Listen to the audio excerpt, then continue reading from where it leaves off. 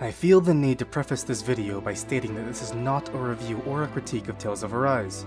There are many aspects of the game that I will not touch upon, or will just forget to touch upon. There are just some things I want to say about the game. However, I will give some brief thoughts of the game in a sort of rapid-fire format before getting into the main topics. I would also like to say that I'm very positive about this game, which might not seem like the case once the video is over. Can we get down? Trust me, I do really like this game, and would recommend it to most RPG fans, even if you're not a massive weeb. Most of my complaints, I admit, are nitpicks. There are, however, a couple of thoughts that I had while playing this game, and some parts of the game that I really have issues with.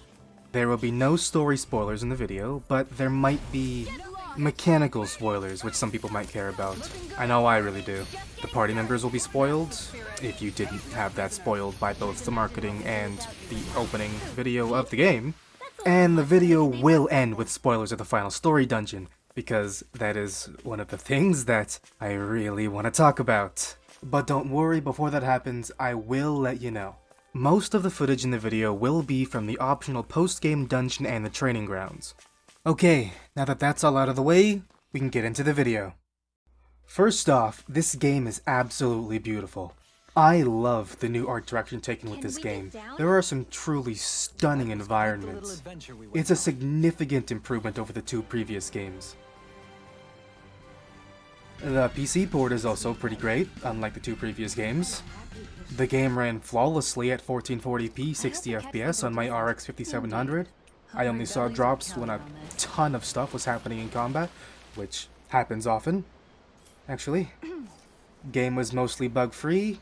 There was, however, one boss fight where Alphin's AI did break on me. Don't really understand what happened there, but I was able to fix it by using a break art.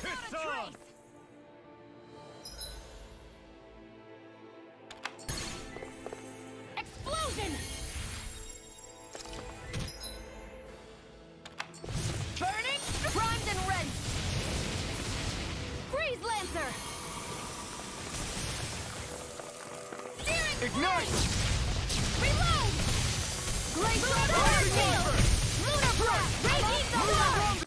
I wasn't a fan of the music in the game at all. Sounded a bit too generic fantasy JRPG for me. I know that's not the best descriptor, but if you've played fantasy JRPGs before, you'll know what I mean. It wasn't poorly made music, but it definitely sounded extremely familiar. Almost like the story. Which is actually related to a later topic. Mainly the story. Speaking of audio, people never shut the hell up in combat.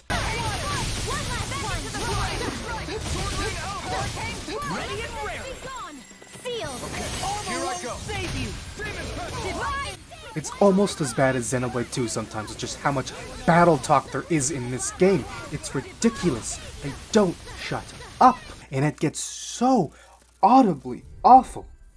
Until the end of the game where it just blends in, and you learn to ignore it.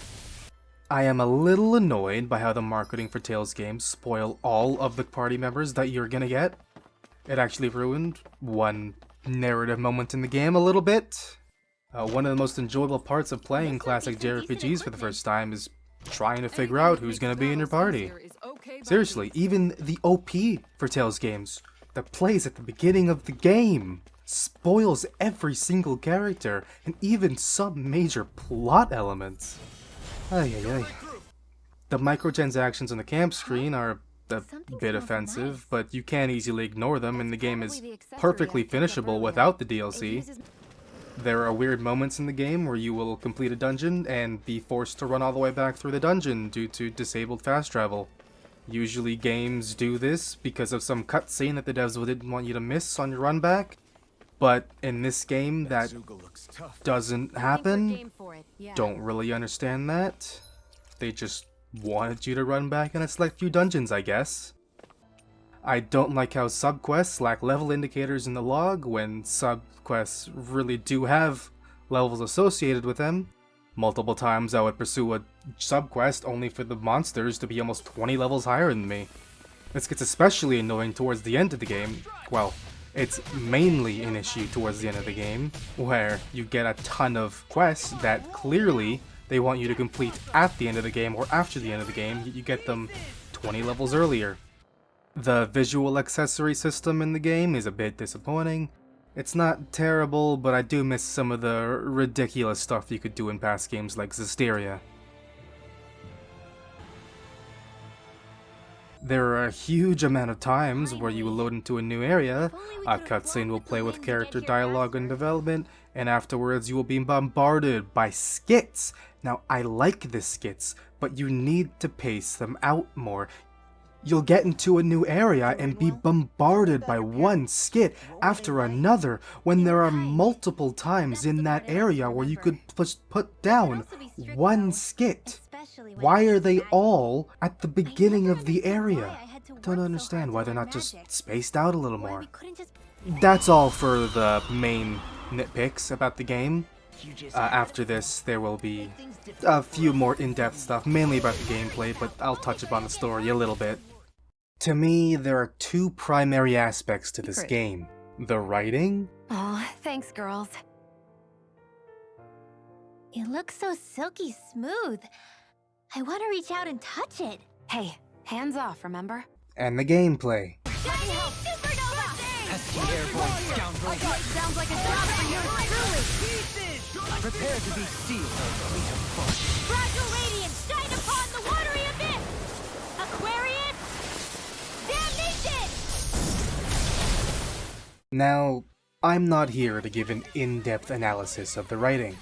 I can generally notice glaring narrative issues, but I'm not capable of doing anything more. I almost always care less about the story of the game than the world and the characters that inhabit it. I can tell you that this game felt extremely familiar, and that the quality of the story might depend on your familiarity with the series. Both the characters and the main story felt similar to not only other JRPGs, but also previous Tales games. I honestly don't know how I should judge the rating. I've played Destiny, Symphonia, Abyss, Innocence, Vesperia, Hearts R, Graces F, Xillia 1 and 2, Zestiria, and Berseria. Do I factor in my previous experiences with Tales games and JRPGs? I've been playing them for years now, it's one of my favorite genres. I think I've gotten to the point where I don't, or maybe can't, think too deeply about JRPG stories anymore. I didn't even ask these questions until I was almost finished with the game. This left me wondering what a new player to the series thinks about the story. For many people, this is probably their first entries into the series. Do they have a higher opinion of the story and characters than I do? Personally, I'm not a fan of the story. I think the characters are all similar to ones I've seen before, but I still like the interactions between them. If I had to guess, I'd say that new fans of the series will think much more highly of them. I would love it if anyone who played this game as their first Tales game would let me know how they thought of it, because I honestly don't think I'm capable of giving a valid, unbiased opinion. Although that more than 2-hour exposition dump towards the end of the game was truly awful. Gameplay! I really like the gameplay in Tales of Arise. It is a big factor in my positive opinion of the game. It might even be as good as Zestiria for me. Just like previous games, it consists of stringing together your arts to form long and complicated combos. Except this time, this game has a large focus on aerial combat and more real-time, quick dodging.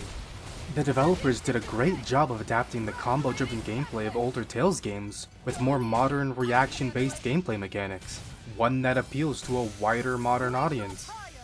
I played the entire game and all of the side content on hard, and I loved it, aside from a couple of kind of stupid bosses. The game was very well balanced on hard, aside from those couple stupid bosses. However, there are a few issues that I want to touch on. The visuals in combat by the end of the game can get absolutely insane.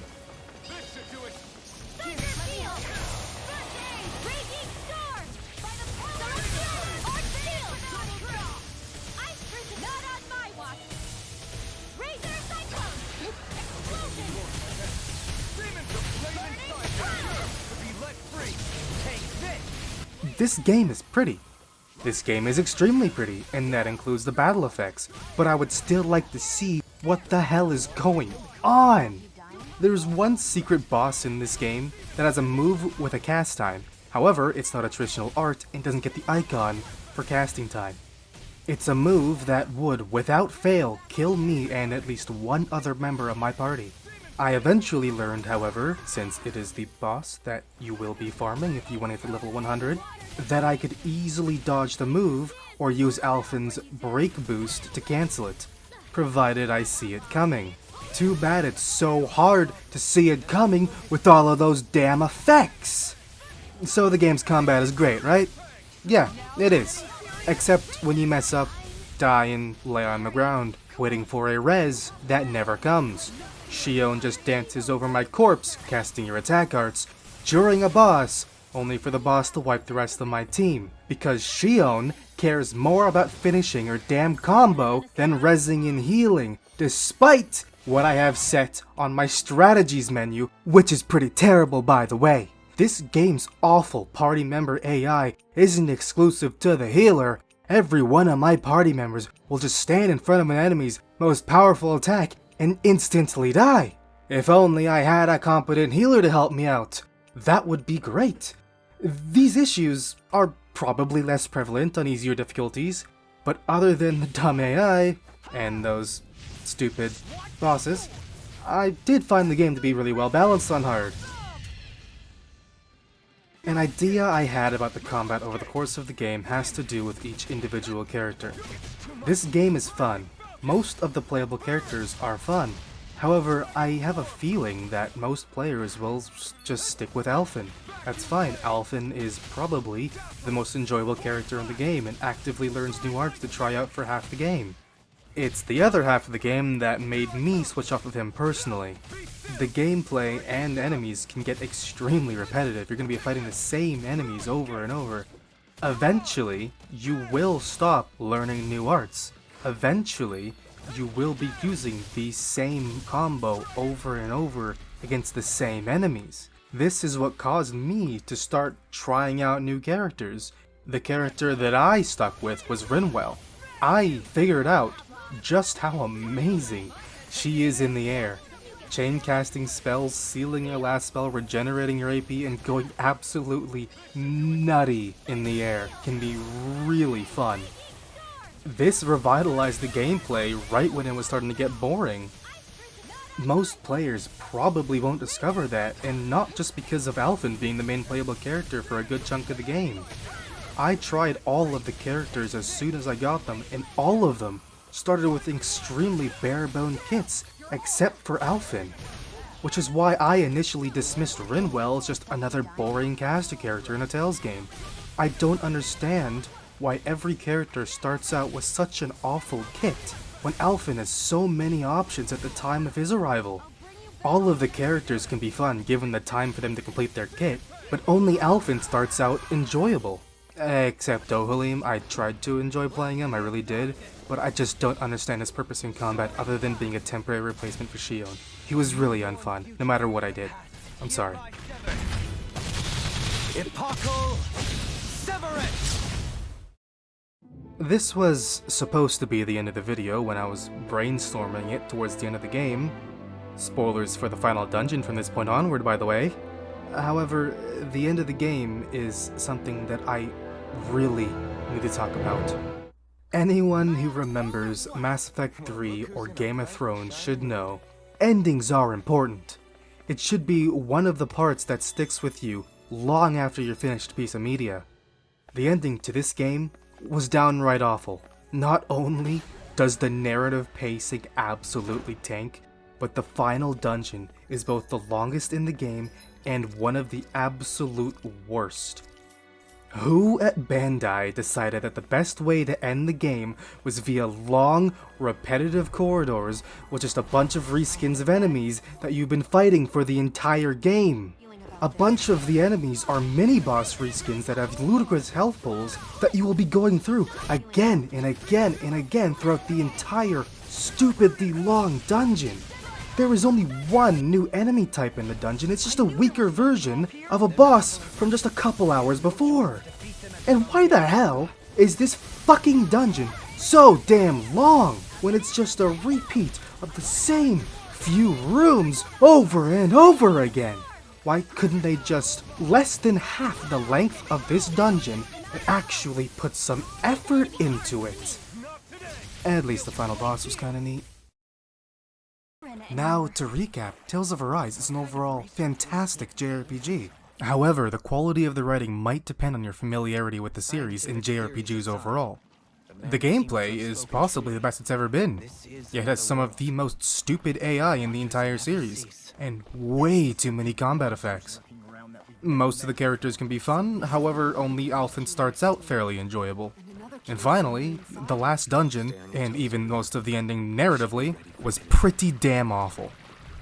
And those are my thoughts. Ended a bit rough there, but I just felt like I needed to say something really quickly.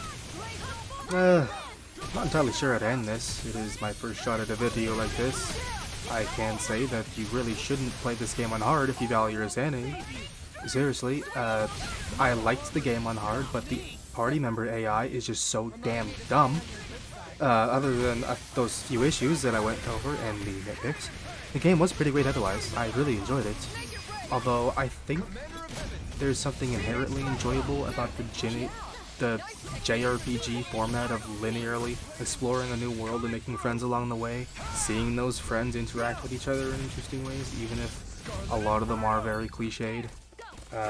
Maybe I'm a bit biased in that regard, and the game is actually bad, but that's just my opinion. Of course it's gonna be a bit biased. That's really all. Come check out my Twitch, I guess. If you have anything to say, I would love to hear about this game from anyone else who's played it, especially a new player, because that's kind of what the video is supposed to be about. I want a conversation about the game. I love talking about video games, and unfortunately none of my friends have played it. Kind of why this video exists. Okay, I'm rambling on a little bit, but yeah, check out my Twitch and Twitter. I'm trying to practice drawing on my Twitter, kind of, slowly, very slowly. Okay, bye.